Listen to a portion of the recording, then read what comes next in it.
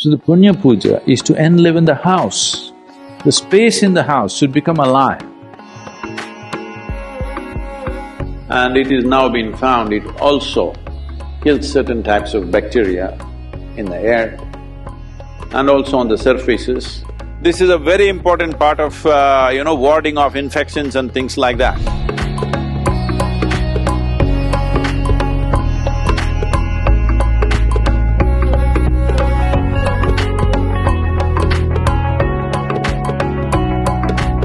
In Indian culture, there is a whole attention to the shape and size of the room in which you live, because the shape and size of the room in some way, if it is not heavily ventilated, when I say heavily ventilated, from both sides two walls are open and it's happening, then it feels almost like outdoor.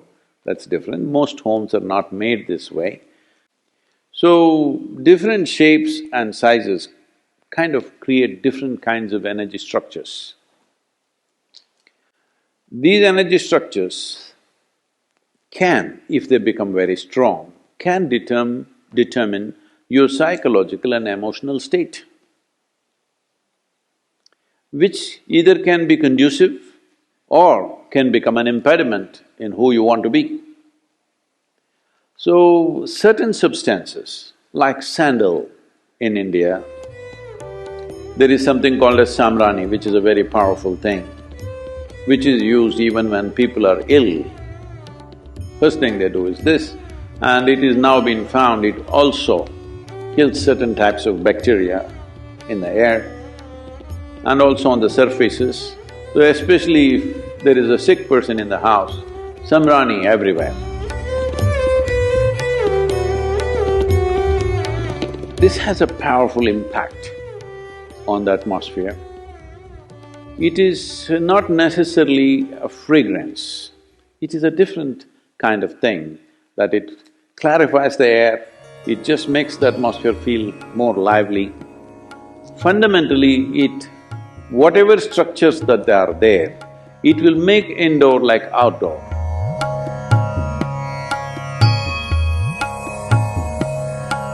Just mild samrani in the house will make it feel like, though you're indoors, the feeling is of outdoors because it's an unstructured space. Especially if death happens in the family, samrani is burnt for up to 11 to 12 days because they want to clear that air completely.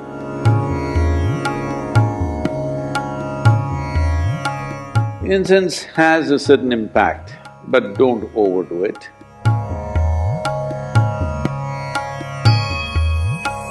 One can use it in a sensible manner, but these days incense is being made with chemical stuff.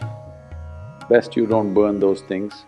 It's very, very important before you have enough chemical thing happening on the street, in the industry, in the factory floor that you may be working, wherever there's enough chemicals floating around.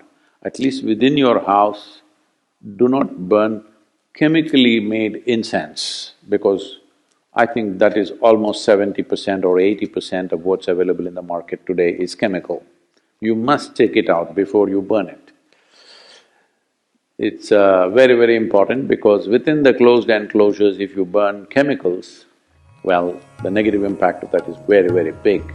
So it must be natural resin or certain other oils, essential oils and things which can make a difference.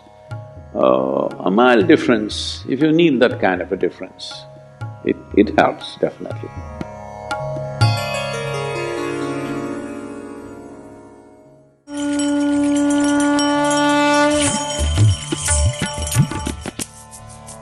So generally in the yogic culture, in the yogic sciences, we look at life as a composition of 5 basic elements: earth, fire, water, wind and space. In this, fire is a very important aspect of making this life. So, fire is seen as a significant element which makes life happen. It's not the only thing, all the 5 are important. But when it comes to warding off things, fire is always very important. So this is part of it every day in your life. you must light an oil lamp and stay in its presence for a period of time because it'll ward off many things, it'll cleanse many things for your system. This is a very important part of, warding off infections and things like that. If it is airborne, especially if it's airborne, having fire around you will help.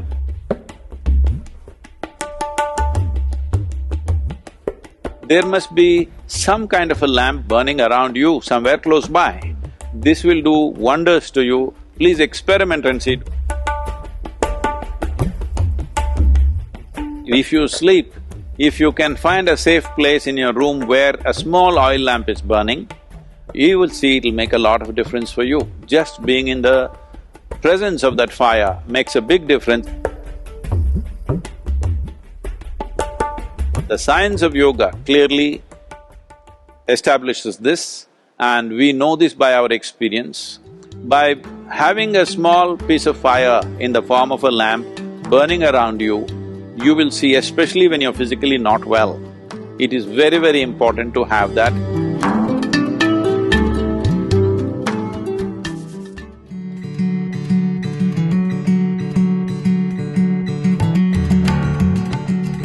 You know what's punya? What is referred to as punya and papa, unfortunately these things are badly misinterpreted over a period of time. Punya papa means those type of actions, actions which take you down, actions which, increase the effervescence of life within you, or actions which move you towards the inertia of life. So the punya puja is to enliven the house. The space in the house should become alive.